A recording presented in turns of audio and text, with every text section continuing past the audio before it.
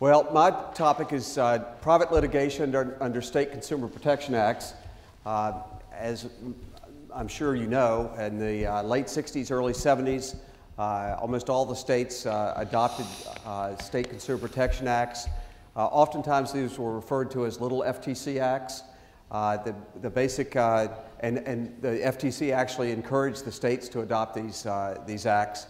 The idea of the little FTC acts was that there was a lot of consumer harm taking place, that there were in impersonalized markets that we had, that consumers did not have very good opportunities to be compensated in the event that they're harmed through false and misleading statements about products that they happen to purchase, that it was very difficult under the common law to recover. In the big picture, it was uneconomical for individual consumers to try to bring a claim against manufacturers, distributors of products, especially when the harm was fairly small. And so one way to solve that problem was the state consumer private litigation under the State Consumer Protection Acts, which provided for a number of things. First, on the remedy front, in a number of states there's a minimum statutory remedy. Oftentimes there's some type of provision for some punitive damages. There's also provisions for attorney's fees in many of these cases. So what they were trying to do at that area was basically solve the uneconomical plaintiff point of view, to make it so the plaintiffs could afford to bring, the consumers could afford to bring these suits. There were also a relaxation of a number of common law hurdles that were in place, allegations of demonstration of reliance, injury. Those types of requirements were relaxed or oftentimes done away with. So it made it a lot easier for an individual plaintiff to have access to the courts. And so from an economic point of view, you could say, well, these cases made a lot of sense, that we have consumers who are being harmed that didn't have access to the courts, and so we've solved this uneconomical problem.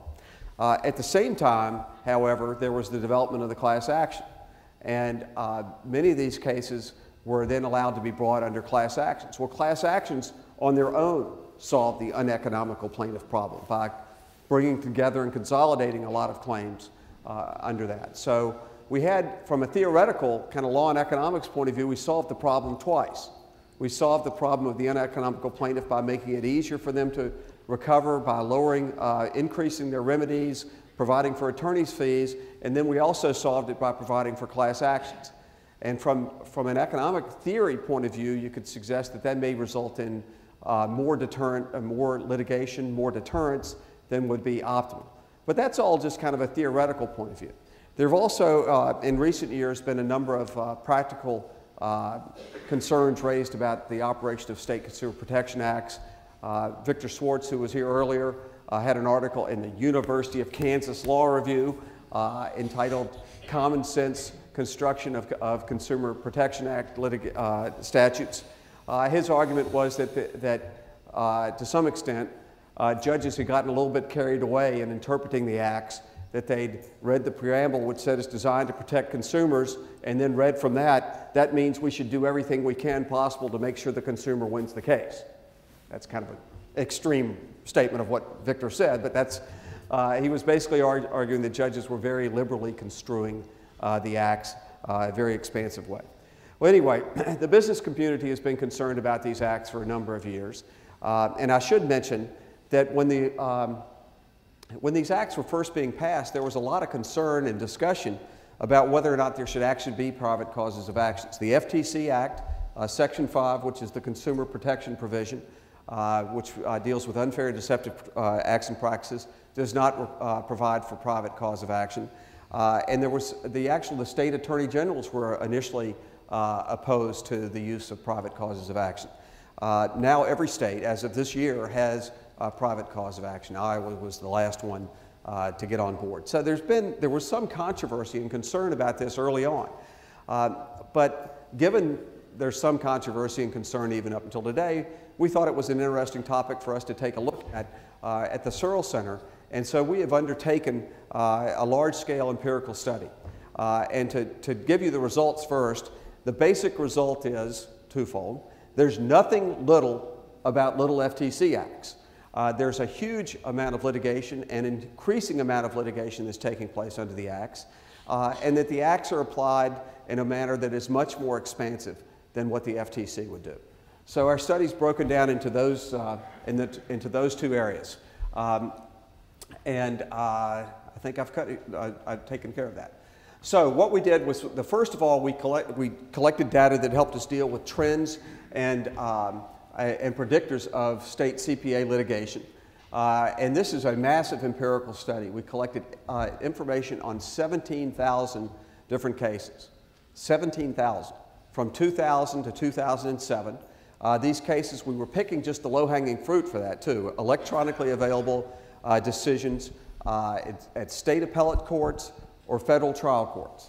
All right, so it's not the state trial court filings, settlements, or decisions at state trial courts. This is 17,000 cases without going down to that level. So we've got to believe this way underestimates the number of cases that are actually out there. So we had 17,000 cases that we looked at, and then we went into detail on a number of those other 500 cases to help us do some statistical work.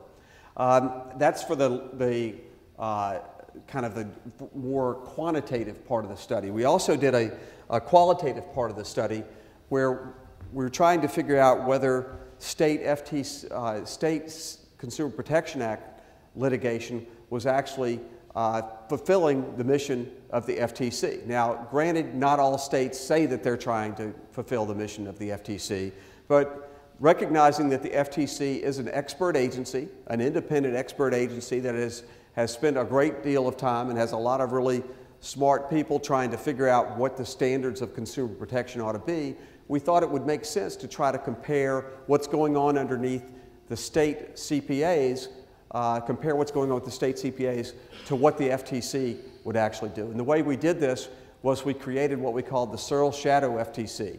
And this took 5 people who are experts in the FTC's consumer protection practice. We tried to build it like the FTC and have a politically balanced. So we had 2 Democrats, 2 Republicans, and 1 we didn't know what was on there. These were all people who had either served at the FTC at a very high level, not commissioners of the FTC. Several had been heads of the Bureau of Consumer Protection. All these folks work in this area to this day are very well aware of how the FTC's standards are applied in practice. And what we did was we took a random sample of cases and found cases that had where we could generate a 1-page summary of the facts, and we asked a simple question.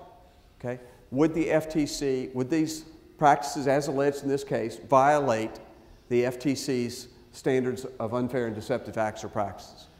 Second question was, if yes, okay, would the FTC bring an action to enforce against these parties?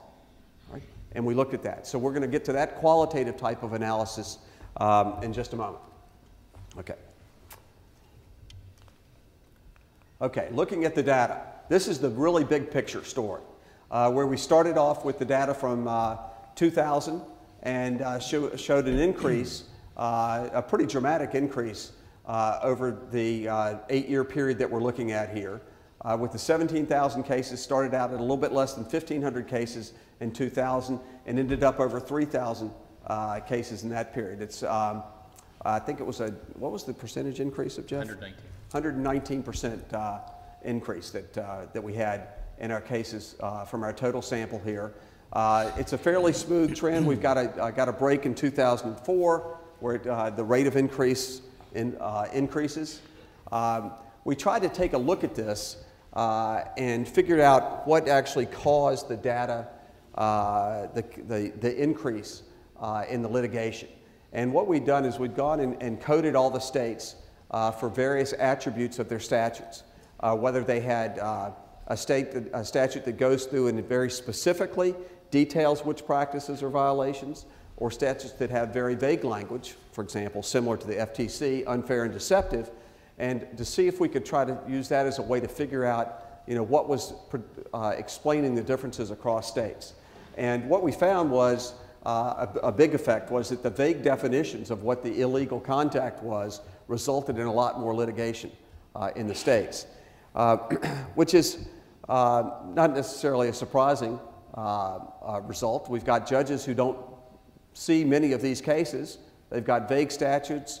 It doesn't develop the expertise and certainty that perhaps you would get from the FTC applying it. And so we ended up with that. So that's one kind of big study. I guess another result from this, well, we're going to go to some other ones here.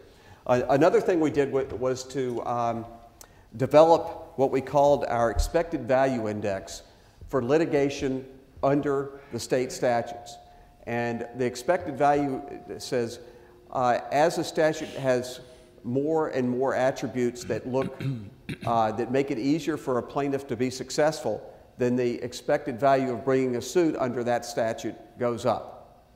All right? So we're just developing an index, and we looked at 26 different variables in developing this index, and this shows the expected value trend over time. Now, this looks like a bunch of just jumbled up lines here, and to some extent it is, but one thing you can notice is that the statutes have tended, if you take the whole group together, they've tended to they started off fairly wide, ignoring the outlier here, and they've gotten closer together over time. That is, tends to be a little bit of a one-way ratchet in these statutes, that they tend to be moving towards adding provisions, just maybe one at a time, that make the statutes more and more favorable to the plaintiffs. Now, I'm not saying this is a good thing or a bad thing, because there's a big policy issue here with that, but that's what they tend to be doing. And as they do that, we found that those results, you need to memorize this chart here. What we found is that states with CPAs that are more favorable to consumers, that is, have a higher expected value index, have more CPA litigation. Now, that's like proving water's running downhill to some extent. If our index is a reliable predictor of litigation, we would expect it to be a good predictable. It would work. And in fact, it did. So what this is showing us is that the terms of the statutes matter, and that states can change the statutes one way or another. Jeff and I were talking about this the other day, and I think we could actually, we haven't tried to do this yet, we need to work with Josh Wright, who's the econometrician who drove a lot of this empirical analysis, but I think we could probably say, okay, if Kansas changed one provision of its law, it would reduce the amount that we could have a predictable model, reduce the amount of state consumer protection litigation in the state by X number of cases. We could actually do predictions like that based on this model. Wouldn't that be so cool? Okay. All right, now, so we have, that's a fairly robust model. The next thing we did, as I mentioned, is the qualitative analysis of the cases. And we did this in 2 rounds. The first round was was 60 cases. 50 cases that were randomly drawn from the whole universe of states that we had. And they could be eliminated if they didn't have a clear enough factual situation to be included in that. But remember, many of these cases, well, the state cases are all appellate cases, which oftentimes have a pretty concise statements of the facts as alleged. Okay? But we found the 50 cases that we could put into the one-page summary and then ask the questions about them. And then we added 10 control cases, which were FTC cases, which had gone one way or the other, that were included in there to see how we did on that. Actually, they were all cases where there'd been an enforcement action. That's how you get the FTC statement involved in that. And we're just talking about the 50 cases right now that were the ones, not our control group of the FTC cases, but just these 50 here. And what we found was, you could view as a pretty striking result, that if we look at this, these are cases that were brought and actually had a decision at the state court level. 78% of those were cases where our shadow FTC would say these cases would not see the light of day at the FTC. That this did not meet the FTC's standard of unfair and deceptive conduct or practices. And of those 11 that did meet that they would say, okay, so it's 11 of those would meet the FTC standard of unfair and deceptive acts or practices. Only 6 of those would result in enforcement.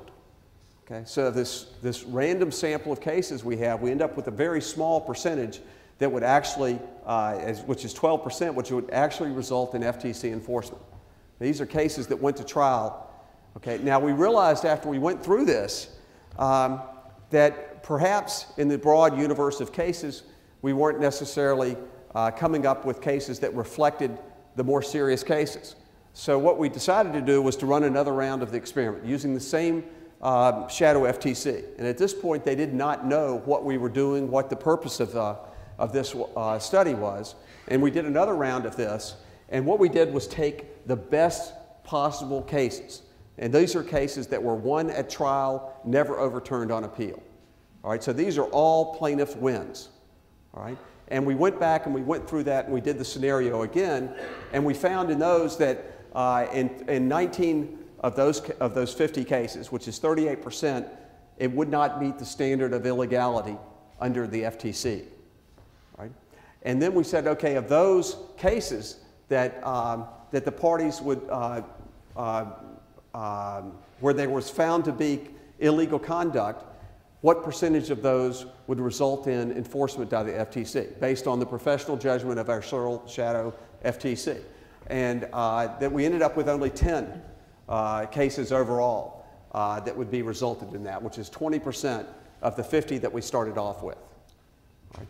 So only 20% of the 50 of the cases would meet and be enforced, meet the FTC standard and be enforced by the FTC. Those are the best cases that we're finding in this pool. Right? So this raises some questions for us about whether or not the FTC or the states are getting it right with respect to consumer protection. That's one way to think about it. By the way, I should mention our control came through that the Searle shadow FTC hit it right on the nose, 100%. They interpreted the FTC cases to fit within what the FTC, the way the FTC handled those cases.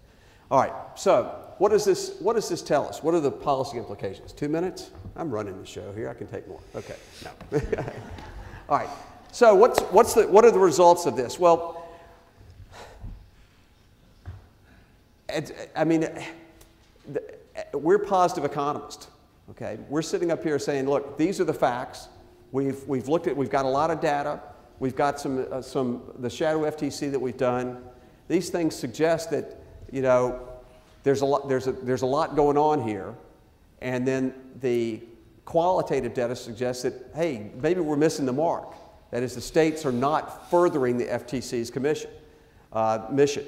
And I would argue that within that framework, we should think about this, that if you believe that the FTC is getting it right, then you probably ought to think that the states are not getting it right a lot of the times. And what are the policy implications of this? Well, one reaction to this is the FTC is not doing enough to protect consumers, right? And so the FTC should change its standard and make it easier or change their standards of what is unfair and deceptive acts or practices. Another picture, though, is that the states should try to get in line and line up with the FTC. And I would argue that that's probably a better policy prescription in the sense that if you believe in the role of independent agencies and the expertise that they've developed, they have a lot of expertise that you as judges do not develop over time. You don't see a lot of these cases, and they have people there that live this stuff, and this standard has basically been around since 1982, maybe when Jim was there, right? And they've been around for quite a while, and it's survived Democrat as well as Republican administrations, and without a whole lot of controversy. And so perhaps we should have the statutes, the statutes should perhaps be adjusted to reflect more deference to the expert agencies that are dealing with this. I guess an extreme response to it would be, hey, maybe we should just get rid of private rights of action under this. There was a lot of concern early on, as I mentioned, with the FTC, by NAG, concerns about private actions and the bringing of trivial lawsuits under this. Maybe we need to question those things. That gets us more into the policy area. What we try to do here at the Searle Civil Justice Institute is get you facts and so forth, and it's up for policymakers and other folks to necessarily run with this. But I think this would suggest, at least in general, in interpreting these statutes, call up the FTC and ask them what they'd do. Seriously, you can write them a letter and they will respond about certain acts or practices that comes in front of you. So that's all I have for this one right now. We'll have questions later on. Thank you.